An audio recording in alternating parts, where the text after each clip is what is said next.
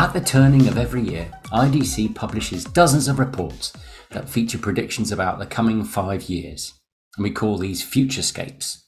And I've been involved in quite a few of these over the last 4 years, and they're really interesting to be part of.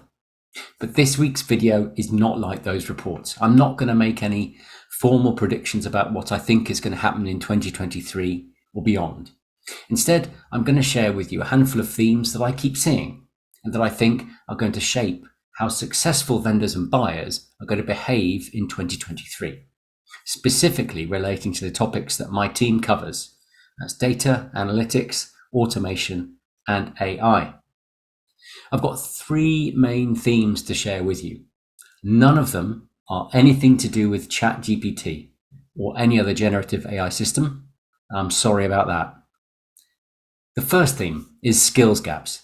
In survey after survey over the past year or so, skills gaps and skills shortages are cited as one of the very most pressing challenges that organizations face as they try to develop or scale data, analytics, automation, or AI initiatives.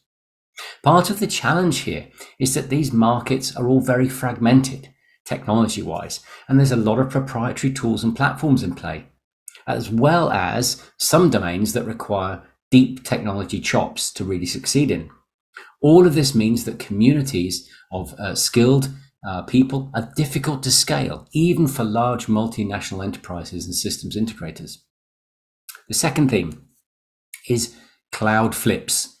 As we continue at IDC to track spending and revenues across software markets, it's clear that for data, analytics, automation, and AI, the center of gravity for investment has either already or will very soon flip to the cloud. Vendor revenues from traditional software licensing in these areas are not shrinking overall, but revenues are not far from being flat. All the growth, and there is a lot of growth, is coming from cloud platforms and services. The third theme is really a consequence of the first 2, and that is the ongoing desire to put data, analytics, and automation tools particularly in the hands of non-technical business teams. Partly, this is about delivering more value to businesses by working around the resource constraints that so many have within centralized IT, data, and analytics teams. But also, of course, for vendors, it's about tapping into new budgets outside of IT departments. Technology spending is now frequently driven as much outside IT as it is within it. And when I look at the features that mark out the vendors that are seeing most success in this climate, there appear to be 3 things they have in common. First, the ability to make and deliver on promises around simplicity, accessibility, cost, and scalability. Second is their ability to create and nurture user communities that learn from each other and that celebrate success that gets shared widely. And third is their ability to build partner networks that really work. Thanks very much for watching. I hope this is interesting to you. Let me know what you think. Give me some feedback in the comments.